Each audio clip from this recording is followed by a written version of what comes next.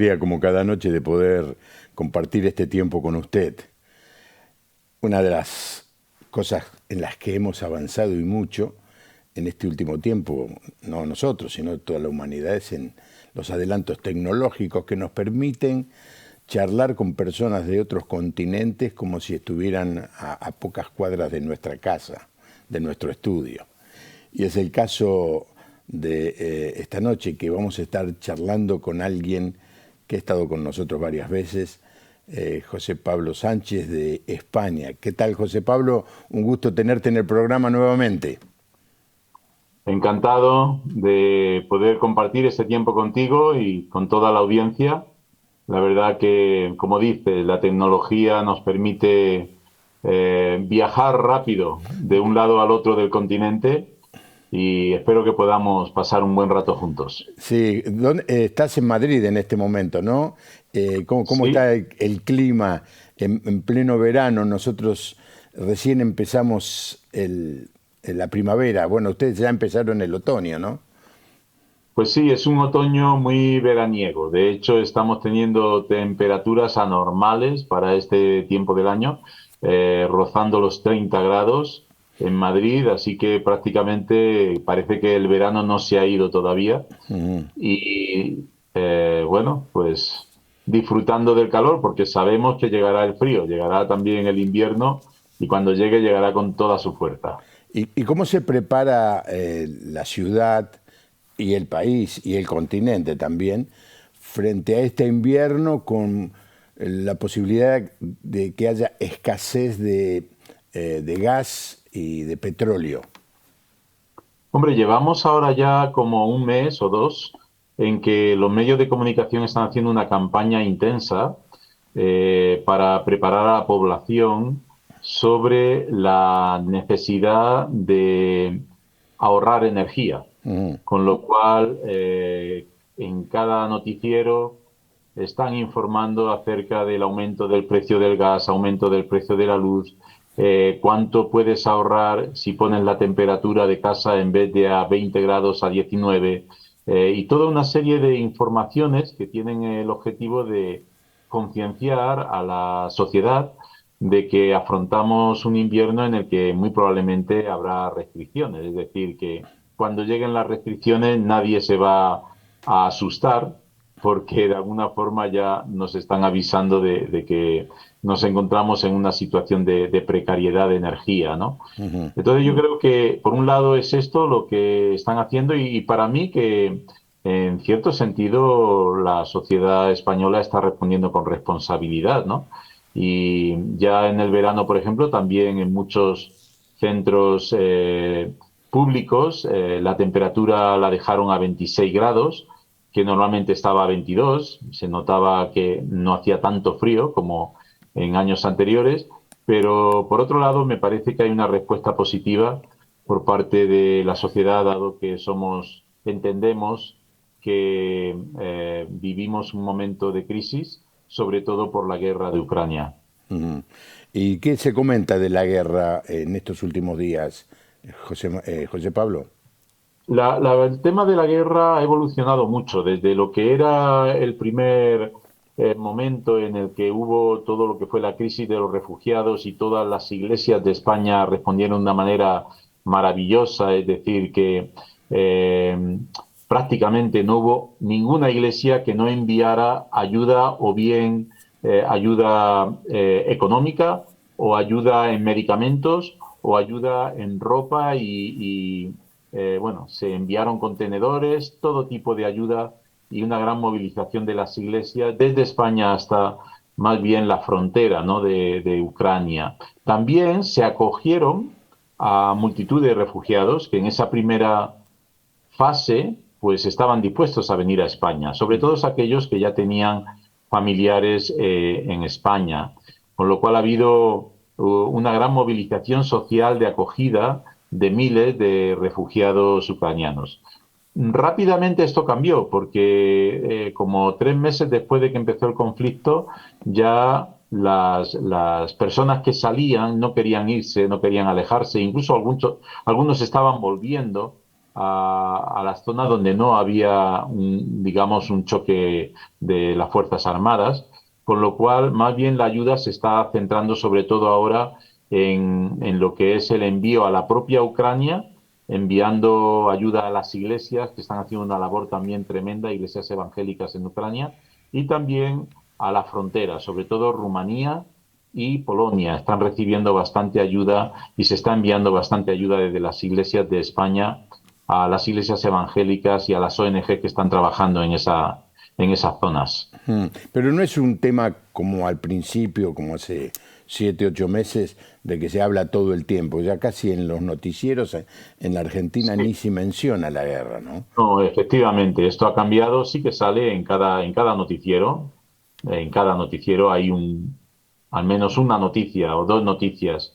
Le dedica un espacio de a lo mejor 5 minutos como mucho para hablar de la guerra, pero no como al principio que era todo el noticiero, ¿no? Con lo cual sí que ha cambiado mucho, pero no se ha olvidado. Es un tema que sigue latente y que además, pues,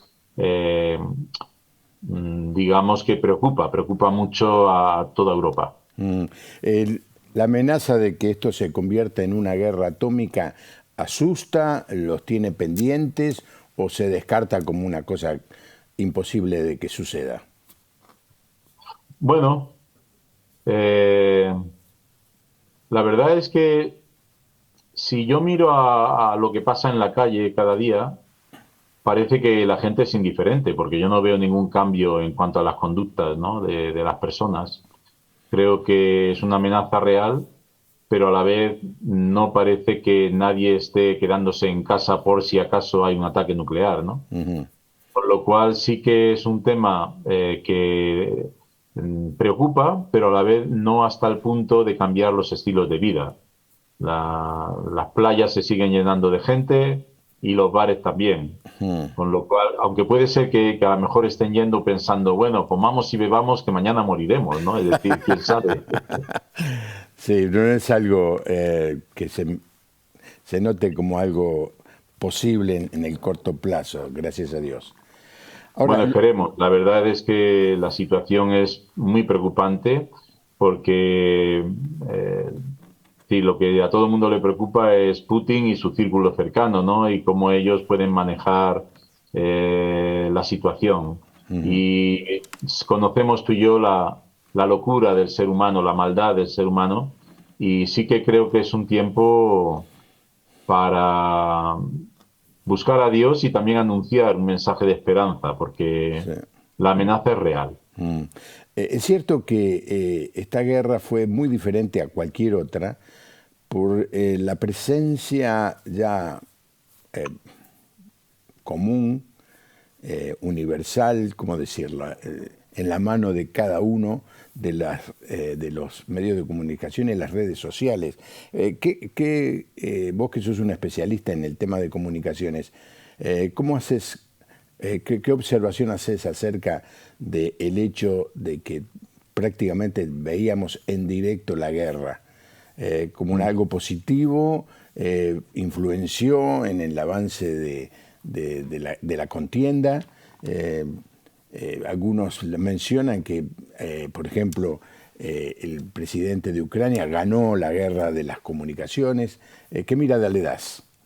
Sí. Bueno, yo creo que esto ya es algo real en cualquier conflicto armado y en cualquier conflicto social, ¿no? De hecho, ya hace años que cualquier movilización, movimiento en países muy lejanos, ¿no? Somos conscientes de esa realidad primero y principalmente a través de las redes sociales, ¿no? Con lo cual yo creo que eso es bueno en el sentido de que la democratización de la comunicación hace que también haya una mayor credibilidad y más difícil la manipulación por parte de los poderosos, ¿no? Hasta hace poco, cuando los medios de comunicación estaban en manos de dos o tres multinacionales o grandes poderes, pues de alguna forma podían hacerte creer o intentar convencerte de algo en base a los criterios que ellos quisieran proyectar, ¿no?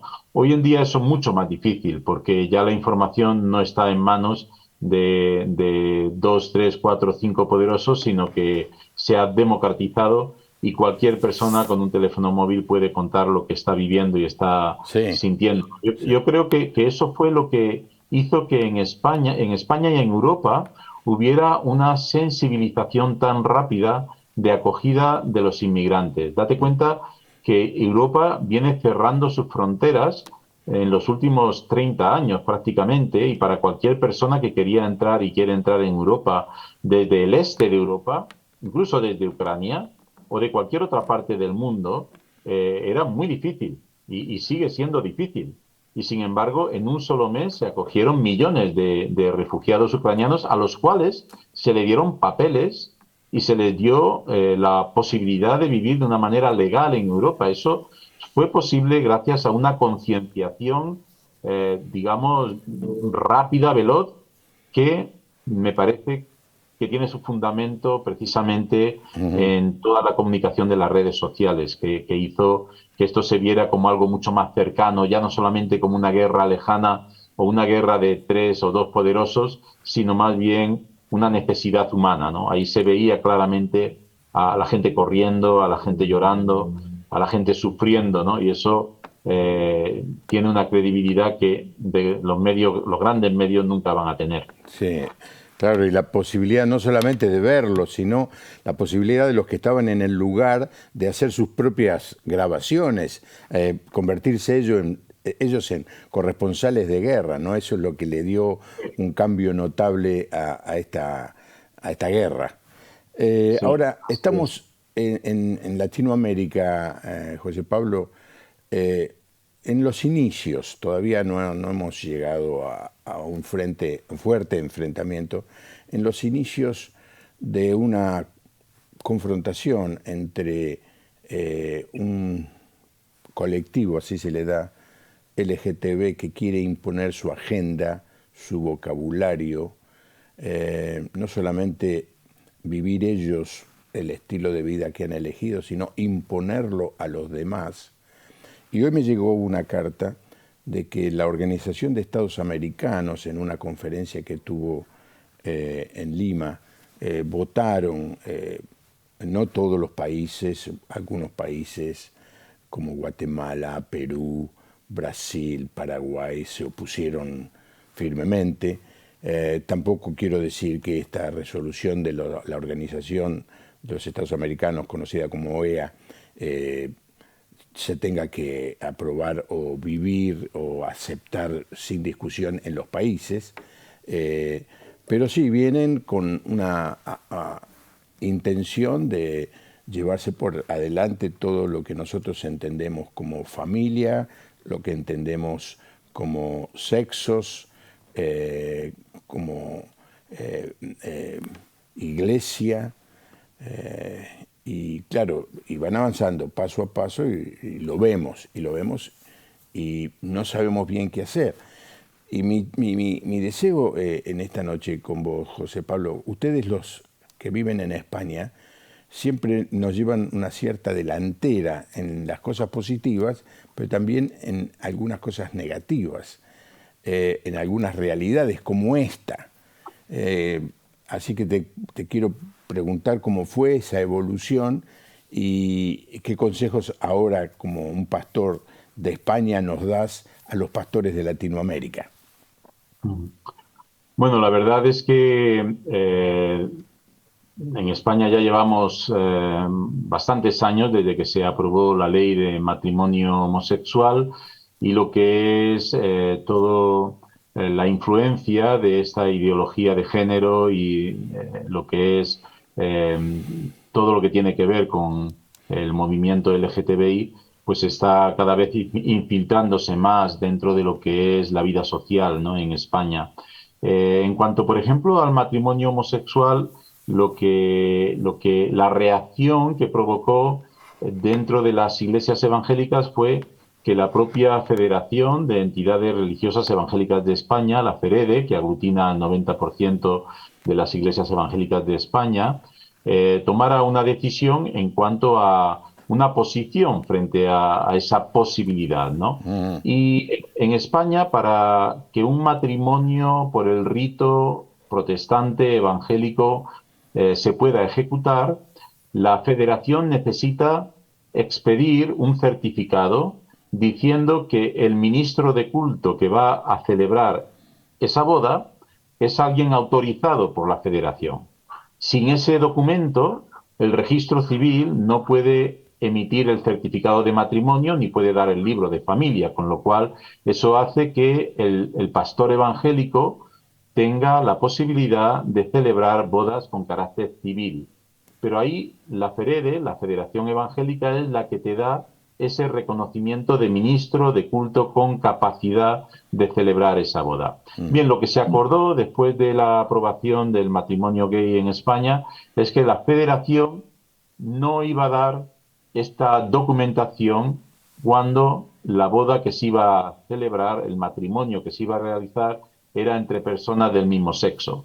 Con lo cual, de este modo, lo que hizo fue mostrar su postura de que estamos a favor del matrimonio entre un hombre y una mujer y que entendemos que lo que es el matrimonio y la familia de dos personas del mismo sexo no tienen apoyo en lo que nosotros entendemos como la enseñanza de la palabra de Dios. Eso se discutió a nivel institucional dentro de lo que es la asamblea de todas las iglesias evangélicas de España y fue un acuerdo votado por mayoría absoluta, es decir, que no fue una imposición, sino que fue un acuerdo al que se llegó que definía nuestra postura en contra del matrimonio gay. Eso también ya marca una forma de entender dentro de las iglesias evangélicas cómo pensamos en cuanto a todo esto, ¿no? Luego también se pidió a las iglesias que incluyeran un nuevo punto dentro de lo que es la declaración de fe. Y ese nuevo punto lo que decía es que nosotros creemos en el matrimonio heterosexual de un hombre y una mujer nacidos como tal. De este modo, cuando un pastor, pues de alguna forma opina, orienta o enseña acerca de esta ideología, pues no está diciendo nada que legalmente no esté constituido, ¿no? Y también si alguien viene a nuestra iglesia o a una de las iglesias que tiene eso en su declaración de fe y de alguna forma quiere denunciar a la iglesia porque no ha sido aceptado, dado que es una persona que mantiene una relación con otra del mismo sexo, pues ahí teníamos un amparo legal para que, bueno, en caso de una denuncia, por lo menos cualquier persona que forma parte y es miembro de una iglesia evangélica, pues no lo hiciera sin conocer exactamente nuestra forma de pensar. De modo que esos son algunas decisiones que se han ido tomando, pues más bien para proteger a los pastores de posibles denuncias y también proteger a las iglesias de cualquier presión que pudiera haber por parte de esta ideología que intenten de alguna forma cambiar lo que entendemos es la enseñanza de la palabra de Dios. Eso es un ejemplo de algunas cosas prácticas que hemos hecho y se están haciendo todavía hoy en España. Sí, es muy diferente el caso. Nosotros no tenemos libertad ni permiso de casar a las personas, ¿no? Esto es algo civil. Cuando vienen a la iglesia vienen a pedir la bendición.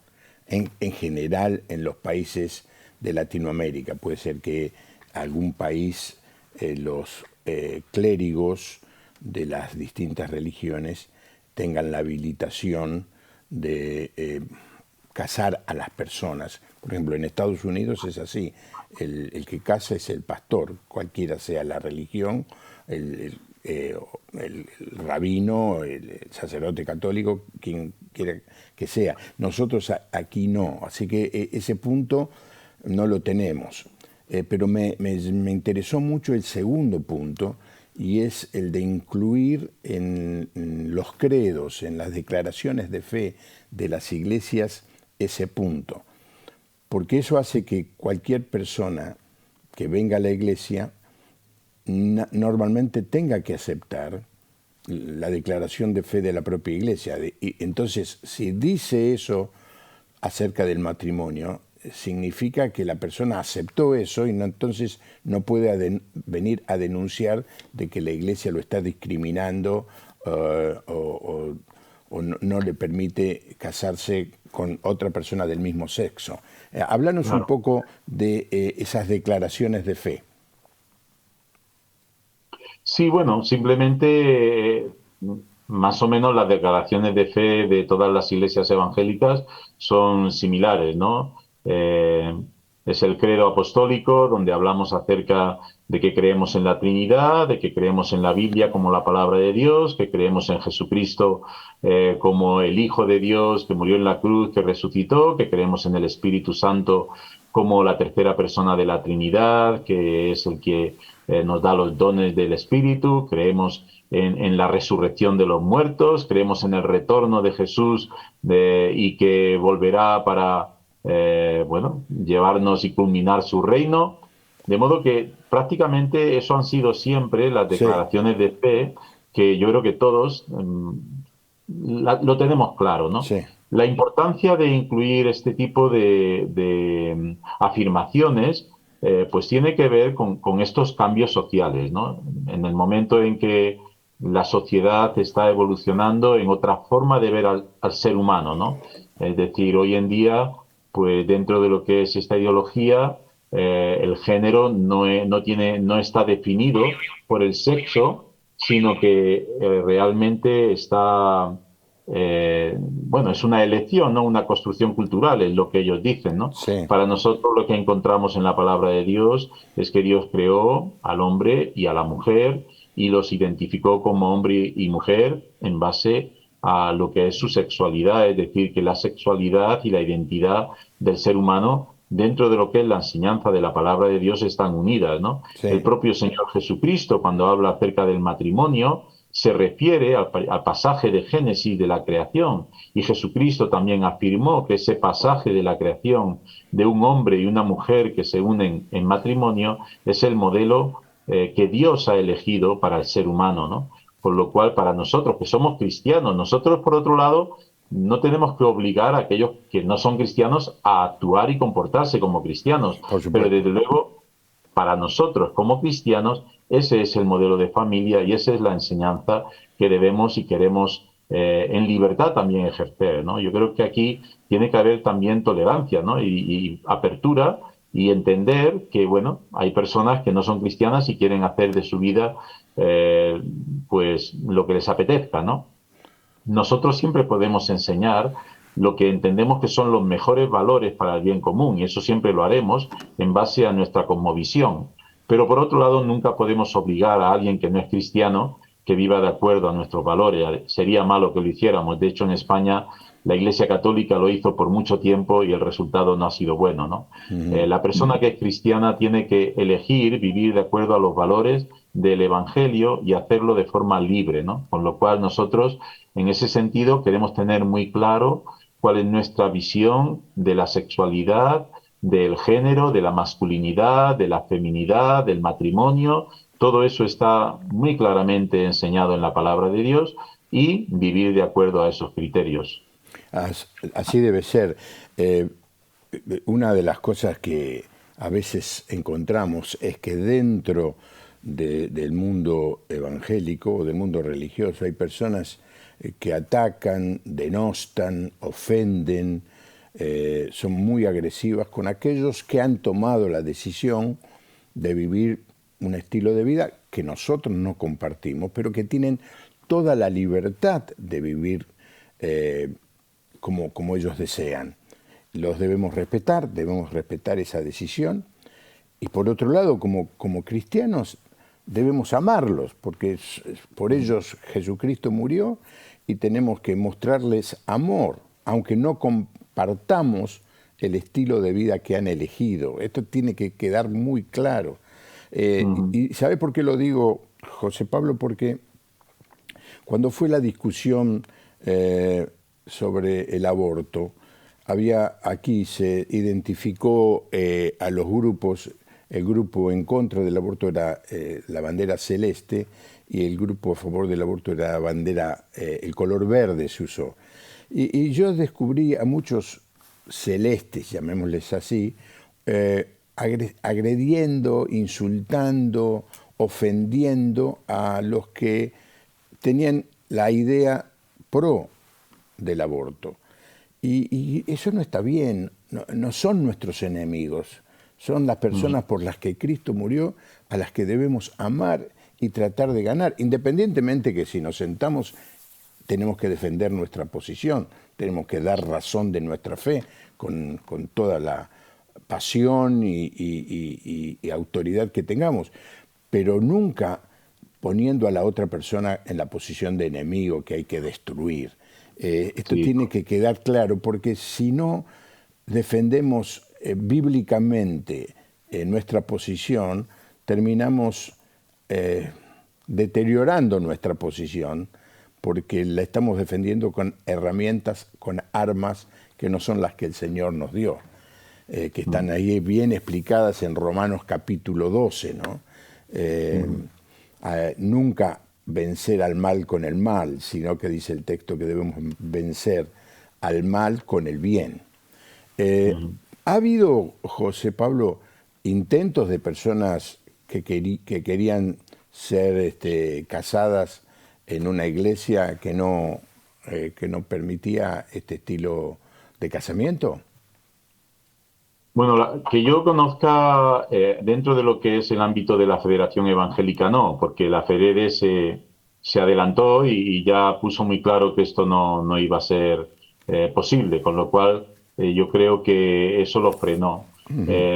Sí que dentro de lo que son las iglesias más bien de corte liberal, hay algunas que están en una posición, digamos, a favor de lo que es el movimiento LGTBI, y es posible que haya habido algún caso, pero desde luego no con la autorización civil que puede dar la FEREDE, porque no lo hubiera dado ese documento, ¿no? Lo que sí estaba pensando al hilo de lo que estabas comentando, ¿no? Que justo esta semana terminé un libro que habla acerca de cómo el apóstol Pablo habla acerca de la sexualidad y de el trato que él tenía hacia personas que tenían un comportamiento muy diferente al que nosotros encontramos en la palabra de Dios, ¿no? Y lo que hablaba era de la cultura grecorromana, ¿no? Cómo dentro de la cultura grecorromana era común que el hombre, además, se veía como algo viril, que no solamente tuviera relaciones sexuales con una mujer, sino también con un hombre y muchas veces un niño. Es decir, que hasta la pederastia era considerado como algo, vamos a decir, honroso para aquella cultura. Ajá. Y claro, hoy en día esto a nosotros nos puede chirriar, nos puede sonar muy fuerte, pero el contexto en el que Pablo tiene que escribir y tiene que formar y con las personas con las que tiene que trabajar son personas que posiblemente antes de convertirse mantenían este tipo de conductas sexuales. Y lo que Pablo intenta hacerles ver es que la enseñanza de la palabra de Dios, la enseñanza de Dios, que es el creador, el que nos ha creado y sabe que es lo mejor para nosotros, es que ese tipo de comportamiento no es bueno para el ser humano. Con lo cual, lo que le dice es que cada uno de vosotros tenga a su mujer en castidad y con honra, ¿no? Y que las relaciones sexuales sean relaciones dentro del contexto del matrimonio entre un hombre y una mujer. No estaba hablando a personas que desconocían todo lo que es el comportamiento que hoy en día estamos viendo y que nos parece escandaloso en algunos casos, ¿no? No, realmente en aquella cultura ese tipo de comportamiento y aún peor era común y era aceptado, ¿no? De modo que Pablo en ningún momento se pone a insultar a estas personas, sino más bien lo que hace es instruir y mostrarles que son acogidos y amados dentro de la comunidad cristiana y que dentro de la comunidad cristiana lo que se esperan es que se comportan y vivan de acuerdo a lo que decíamos antes, los valores que enseñó Jesucristo, ¿no?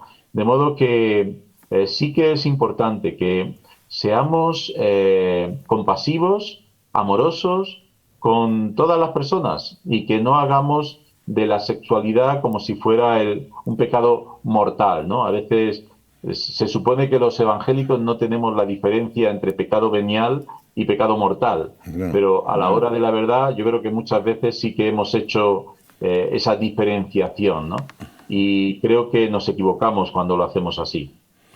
Así que estás escribiendo un libro, o ya terminaste de escribir un libro sobre este tema. Yo no No, no, sabía no, no, eso. no, estaba Ah, leyendo un libro. leyéndolo, Sí, leyéndolo. estaba leyendo un libro sobre la enseñanza de lo que era la cultura de Pablo, ¿no? La Sí. cultura que Pablo tuvo que confrontar, Ujú, tanto en el tema de la mujer, como en el tema de la esclavitud, como en el tema de la sexualidad. Y es un libro muy interesante ujú, que, bueno, muestra cómo en medio de una cultura muy ajena a lo que es incluso hoy nuestra cultura, que está muy influenciada por los valores cristianos, es decir, la cultura que afrontó Pablo es una cultura pagana, muy alejada de lo que hoy en día nosotros consideramos como bueno y justo, y ujú. sin embargo él ahí pues tuvo que hacer una enseñanza que nos ayuda también a entender bien cómo comportarnos en medio de toda esta evolución que estamos viendo a nuestro alrededor de la sociedad. Eh, También está avanzando el uso de lo que se llama el lenguaje inclusivo. ¿Qué experiencia tienen en España de esto? Bueno, a ver, todo tiene sus límites y sus extremos, ¿no?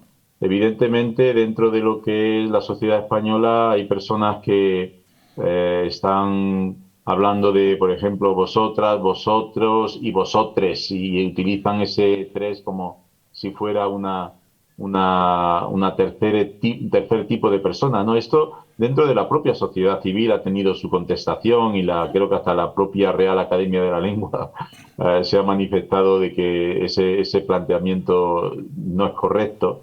Pero bueno, yo creo que dentro de lo que es esta situación que estamos viviendo, a la vez tenemos que ser sensibles, ¿no? Y sí que es verdad que a veces hemos sido demasiado machistas, ¿no? A la hora de hablar en general, ¿no? Del hombre y la mujer, y aunque yo no creo que haya que estar siempre incluyendo a todo el mundo, pero a la vez sí que creo que es importante ser sensibles y cuando estás dirigiéndote a un público femenino, pues a mencionar que son vosotras, ¿no? O ustedes, bueno, el ustedes es neutro totalmente, ¿no? Pero sí que en ese sentido nos ayuda el ser más sensibles, pero de nuevo, sin irnos a los extremos. Pero ¿qué pasa cuando alguien dice, bueno, ¿por qué el Dios que tenemos es padre y no madre? ¿Qué respuesta le das a eso? Curiosamente, en la Biblia, aunque hay una mayoría de referencias a Dios como Padre, y el propio Señor Jesucristo cuando nos enseñó a orar, pues lo hizo utilizando al Padre como referencia, también hay otras referencias de Dios, el que nos ama y nos acoge como una madre, como una nodriza, ¿no? Es decir, que eh, yo creo que el amor de Dios es tan amplio que, por supuesto, abarca al Padre y abarca a la Madre. Ahora bien, cuando el Señor Jesús, a la hora de referirse a Dios, se refirió como Padre, y eso es lo que hace prácticamente siempre, es porque eso tiene también una importancia y tiene también un valor. Y para mí esto no quiere desnostar lo que es el papel y el lugar de la madre en lo que es las relaciones de familia, pero sí, por otro lado, indica una elección de parte de Dios a la hora de presentarse al ser humano y por lo tanto creo que esa elección debemos de respetarla. Con lo cual yo nunca diría, me dirigiría a Dios como madre. Me parece que aunque puedo entender a alguien que quiera referirse a Dios y expresar el amor de Dios como madre, no creo que es el modelo que Jesús nos enseñó. Y en ese sentido, pues debemos también aprender por qué Jesús eligió al Padre como referencia y qué importancia tiene para los padres el ser reflejo de ese amor de Dios como Padre. Avanzando un poco más en este tema, José Pablo, eh, aquí en la Argentina hay grupos de personas que con mucha pasión y con mucha paciencia ayudan a aquellos que, habiéndose reconocido como homosexuales, quieren salir, quieren volver a la heterosexualidad. Eh, Son personas que hacen el trabajo en general de una manera muy privada, eh, pero son reconocidos y en algunos casos ellos mismos han vuelto a la heterosexualidad después de haber pasado un tiempo en la homosexualidad. Eh, pero hay algunas intenciones, algunas inclusive propuestas de ley que intentan castigar, penar el ayudar a un homosexual al volver a la heterosexualidad. Si es heterosexual y lo animás a ser homosexual, te dan un premio. Pero al revés te condenan y te castigan. ¿Eso es algo así? ¿Ha pasado en España, José Pablo? Bueno, en España ahora mismo está regulado lo que son las terapias de conversión, que lo llaman así, terapias de conversión, están reguladas y condenadas y penalizadas, con lo cual si una persona es acusada de utilizar una terapia de conversión, probablemente si es un psicólogo le quitarán la licencia para seguir ejercitando la psicología, y si es un consejero, pues igualmente será de alguna manera eh, pues multado, ¿no? Porque hay multas de dinero que pueden aplicarse si un juez considera que se está aplicando estas terapias. Bueno, yo no soy no soy abogado ni experto en leyes. Sería interesante que de este tema se hablara con un abogado cristiano, ¿no? Para ver cómo sería el planteamiento. Yo solamente puedo hablarte de una perspectiva pastoral, ¿no? Sí. Para mí, creo en la libertad del ser humano, ¿no? Yo creo que una persona tiene que tener libertad de elegir su conducta y su comportamiento y su forma de pensar, ¿no? Yo lo único que puedo hacer a una persona que se acerque, y vamos a sacarlo, por ejemplo, del contexto de una persona homosexual, ¿no? Vamos a pensar en una persona que antes de convertirse era alguien que tenía, aparte de su esposa, una querida, y además de vez en cuando iba a un prostíbulo, ¿no? Alguien que tenía una conducta sexual que no era la de una relación con su pareja dentro del matrimonio, ¿no? Yo lo que a esta persona le enseñaría es que la palabra de Dios lo que dice es que las relaciones sexuales deben de ejercitarse dentro de lo que es el ámbito del matrimonio con tu esposa, y que por lo tanto, si tú quieres tener una vida plena y realizarte como persona de acuerdo a lo que enseña la palabra de Dios, pues debes ajustar tu comportamiento a las enseñanzas de la palabra de Dios. Eso es lo que yo le enseñaría a alguien que mantiene una conducta sexual alejada a lo que es la enseñanza de la palabra de Dios. Entonces, igual que se lo enseñaría a alguien que mantiene a una querida o va a un prostíbulo con frecuencia, se lo enseñaría a otra persona que está manteniendo una conducta sexual diferente a esta. Mi función es enseñarle a que entienda lo que es la enseñanza de la palabra de Dios. Que luego él, de alguna forma, decida actuar de una manera u otra, evidentemente ya es algo que tiene que él decidir, porque al final, en cuanto al comportamiento que cada uno elige, pues es una decisión personal, ¿no? De modo que, de nuevo, yo creo en que como pastores tenemos que enseñar aquello que creemos que la palabra de Dios nos indica como el comportamiento mejor para el ser humano. Pero luego cada persona es libre de decidir con su vida qué es lo que debe de hacer. Ah, absolutamente. Ahora, en el caso de los pastores de España, ¿alguno ha sido acusado? ¿Ha habido alguna situación así de que un juez venga a castigarlo, a penarlo, a multarlo por eh, predicar esto que acabas de decir y que un homosexual se haya sentido agredido? Bueno, yo creo que hasta donde yo conozco no ha habido ningún caso con pastores. Sí ha habido casos de denuncias a sacerdotes católicos. Ajá. Lo que pasa es que no he seguido en un recorrido de cómo eso ha terminado, la verdad.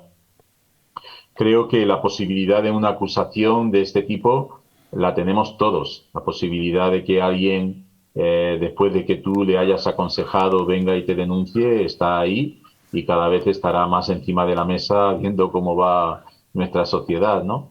Pero bueno, por otro lado, pues no sé, los cristianos a lo largo de la historia hemos sido acusados de muchas cosas y a veces pues hemos tenido que pagar un alto precio por mantener nuestras convicciones, ¿no? De nuevo, yo creo que una cosa, lo que sí hay que diferenciar es lo que tú enseñas a lo que tú obligas.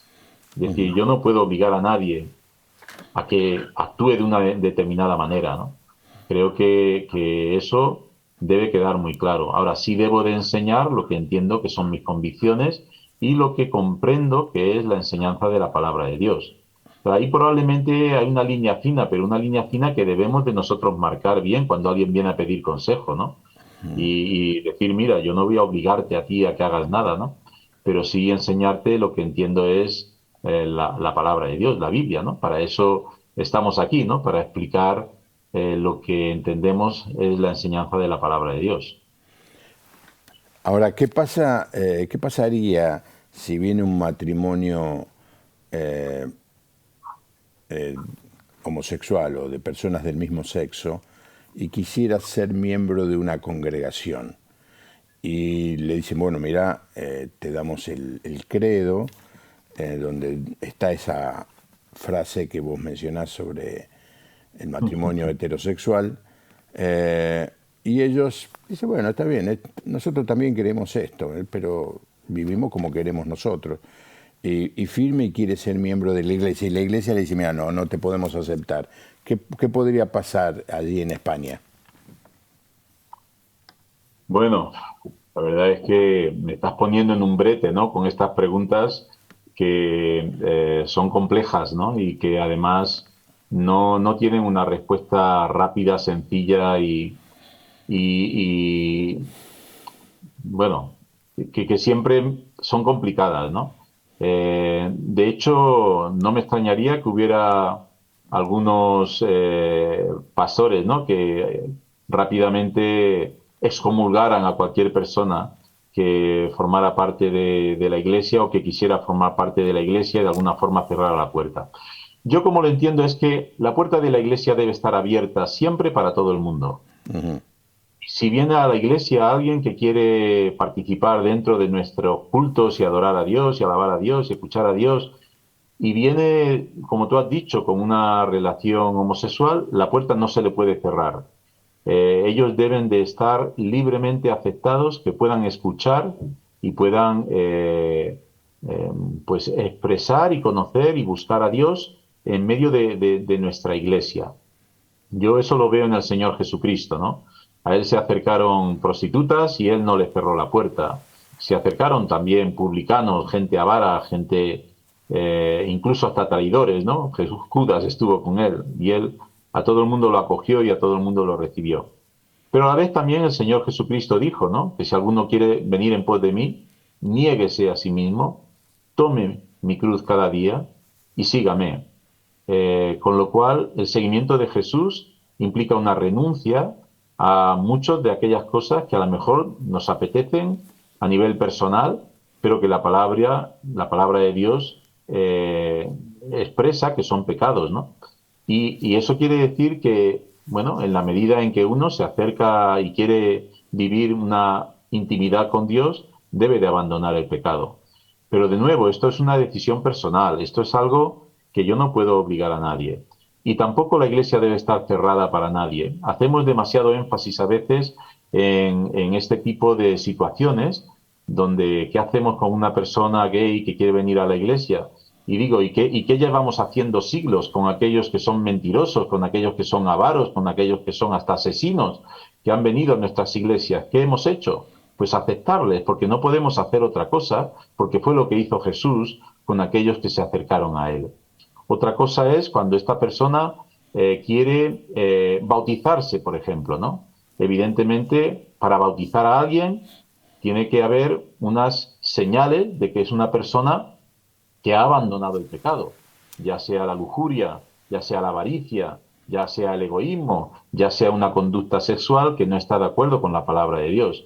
Ahí es donde la Iglesia tendrá que tomar decisiones y pues a lo mejor tendría que esperar hasta que esa persona entienda mejor o veamos cómo se comporta, ¿no? Pero desde luego cerrar la puerta no podemos cerrarla a nadie. Mm. Y menos nosotros que nos llamamos la iglesia de la puerta abierta. Exactamente. Bueno, No, no sé, yo estoy hablando mucho, pero tú eres pastor y esto no son situaciones, vamos a decir, utópicas, ¿no? Estás hablando no, de cosas muy reales y posiblemente que ya estéis también afrontando allí en Argentina. Es más, yo creo que este tipo de situaciones ya la Iglesia las ha vivido porque, aunque es verdad que la ideología de género la está poniendo, digamos, muy, muy de moda y todo el movimiento LGTBI está sacándola constantemente en los medios de comunicación, pero a nuestras iglesias han llegado personas con comportamientos de este tipo desde hace años, ¿no? Y bueno, pues supongo que no es nada absolutamente nuevo. no, nosotros tiempo atrás, hace unos cuantos años, se hizo una conferencia aquí en la iglesia de la Puerta Abierta que no organizábamos nosotros, que simplemente estábamos prestando el lugar. Y uno de los oradores, porque tenía que ver con este tema que estamos conversando, ¿no? Uno de los oradores contaba su testimonio y estaba la grabación, contó, lo grabó y lo pusieron en la página de la conferencia. Simplemente decía, yo había sido homosexual y me encontré con Jesucristo y cambié mi estilo de vida. Por esa razón, de golpes, de una manera sorprendente, nosotros no esperábamos, hubo un piquete delante de nuestra iglesia. Eh, la conferencia en realidad no se hacía en lo que nosotros llamamos el salón de reunión, porque tampoco es un templo, ¿no? Sino en las aulas de la escuela, que está en la vereda de enfrente. Eh, y bueno, estaba el piquete allí, vinieron fotógrafos, sacaban fotos, en algunos diarios no muy importantes salió el cartel de la iglesia de la Puerta Abierta y nos acercamos a ellos y le dijimos, pero ¿por qué? ¿Por qué? ¿Qué es lo que les molesta? No, dice, no puede ser, mirá lo que negaban, no puede ser que alguien que es homosexual haya dejado de ser homosexual. Mirá, le digo, yo conozco muchos casos así. No, no puede ser. Y digo, ¿y cuál es el problema? No, que es una ofensa a nuestra elección. Era muy confuso todo. Y digo también que no vinieron los verdaderos ideólogos, mandaron a personas con no mucha capacidad de defender la posición. Pero tuvimos un piquete en el frente de nuestra iglesia. Lo que yo le dije a los que estaban allí cerca, ofrézcanle agua porque estaban al sol, ofrézcanle café. Pasó un rato bueno, un rato largo, ¿no? Y finalmente se fueron porque no vieron que había reacción, ni amenaza, ni pelea, ni nada. Pero ya hemos empezado a tener este tipo de situación y va a aumentar, y va a aumentar. Aunque te parezca mentira, nos ayuda muchísimo. A mí me encanta hacer las preguntas, ¿no? Y que otro Ujú. conteste las preguntas más o menos difíciles Yo que... he estado en tu posición muchas veces y te entiendo perfectamente. Sí. Y bueno, ya digo, son temas delicados y lo que debe quedar siempre claro es una posición de apertura, de amor y a la vez también de intentar renunciar por parte nuestra a cualquier conducta que pudiera ser agresiva, que pudiera mostrar algún tipo de rechazo a las personas, ¿no? Porque al final nosotros nunca debemos rechazar a las personas.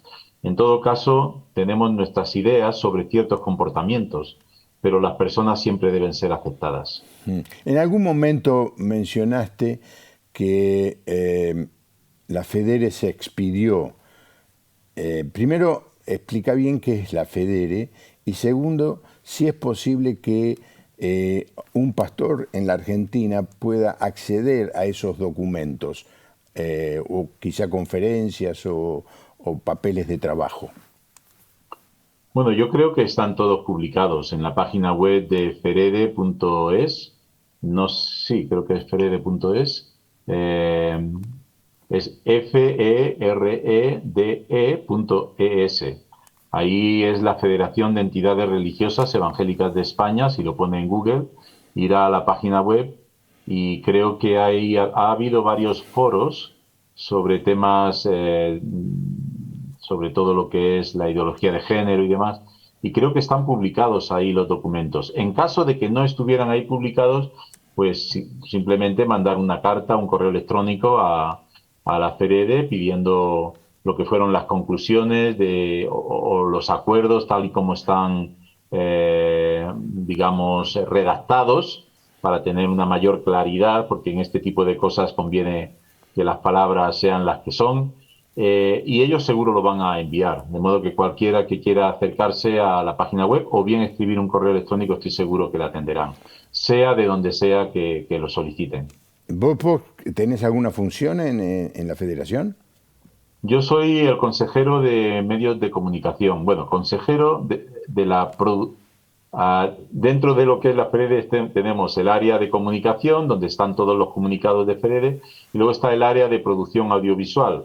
El programa que yo tengo en Televisión Española forma parte de esta comisión de producción audiovisual de la FEREDE, de modo que yo formo parte de esta comisión de producción audiovisual. ¿Se puede ver en Latinoamérica el programa ese, José Pablo? Sí, el programa Buenas Noticias Televisión sale para todo el mundo en el canal internacional de televisión española de TVE, de modo que cualquiera que tenga el canal de TVE puede verlo en su país, y de hecho tenemos mucha gente que nos sigue de toda Latinoamérica, desde México hasta Argentina. ¿A qué horario, Eh, en qué horario sale? Cada país tiene un horario diferente porque hay varios Ah, ok, satélites ok. y la franja horaria es diferente, pero suele estar entre las 6 de la mañana y las 7 de la mañana. 6 o 7 de la mañana, dependiendo del país, pueden verlo en este canal internacional. Buenas Noticias TV. eh, ¿Todos los días o el cada domingo? domingo, cada domingo, Cada domingo, cada domingo. por la Bueno, mañana. sí, yo he visto alguno, pero 6 de la mañana no es un horario. No, no, Bueno, es más fácil. Lo no, pones en Google Buenas Noticias TV y te sale el primero. claro, De modo que es iba a fácil decir, de verlo. iba a decir, no es un horario, pero dentro de un mes Argentina va a jugar a las 7 de la mañana y creo que ahí voy a hacer un gran esfuerzo y me voy a levantar para ver a Argentina jugando en el Mundial. Muy bien. Esperamos no encontrarnos rápido con España, pero eh, Vamos a ver, vamos a ver. iremos por ellos. Creo que vamos todos a por lo mismo, a por la copa. Sí, sí. Bueno, nosotros tenemos el- no sé cómo decir, pero iba a decir el as de espada, pero ustedes al truco no juegan. El jugador maravilla y esperamos que este año nos dé una gran satisfacción. Muchas gracias, José Pablo, por todas las respuestas que diste a las preguntas que traté de hacerlas fáciles, te digo la verdad, pero sé que fueron en algunos casos un poco áridas y difíciles, pero nos ha ayudado mucho. Yo estoy seguro que va a ayudar muchísimo a la audiencia. Hemos puesto durante el programa la dirección de tu cuenta de Instagram, así Ajá. que vos contestás la gente que te escribe allí, José Pablo. No soy muy fiel en contestar a la gente que me escribe, pero bueno, sí estoy pendiente de lo que van poniendo allí. Bueno, y de qué otra manera te podríamos contactar? ¿O alguien te podría contactar? Y bueno, directamente al programa de televisión, si escriben a info@buenasnoticiastv.org, ahí me llega el correo. Ah, perfecto, perfecto. Bueno, muchísimas gracias, José Pablo. Siempre recuerdo la paella que comimos cerca de la estación Atocha. Este, Bueno, me debes un asado allí en Buenos Aires. con todo gusto, cuando vengas el asado ya está. Creo que voy a ir yo antes de que vengas vos, me parece. Repetiremos paella. Muy bien. Bueno, muchas gracias. Que Dios te bendiga, José Pablo. Dios te bendiga a ti también. Un abrazo. Bueno, espero a la audiencia que le haya resultado valioso este reportaje. Este es un tema que aquí en Latinoamérica vamos a tener que enfrentar. Cada día estos grupos están más empoderados, más virulentos. Algunos son extremos, como el caso de estas conferencias feministas que terminan pintando, ensuciando las catedrales y las iglesias. Gracias a Dios en esta última no hubo ninguna noticia sobre esto, que sucedió hace una semana. Pero estos grupos van a seguir y tienen mucha fuerza, tienen mucha influencia en el Congreso, y cada vez nuestra posición va a ser más difícil de sostener. Pero contamos con el auxilio del Espíritu Santo. Que tengas una buena noche. Hasta mañana.